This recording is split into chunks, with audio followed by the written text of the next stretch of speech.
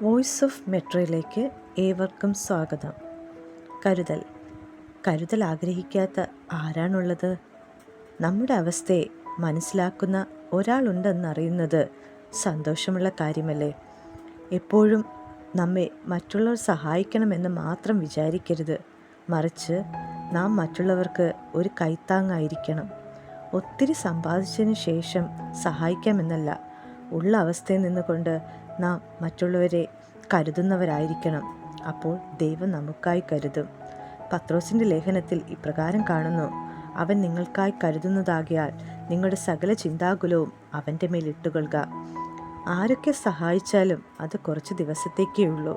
എന്നാൽ നമുക്കായി എല്ലാം തക്ക സമയത്ത് ഒരുക്കി തരുന്ന ഒരു നല്ല പിതാവുണ്ട്. ആ പിതാവ് ഒരിക്കലും നമ്മെ മറക്കില്ല.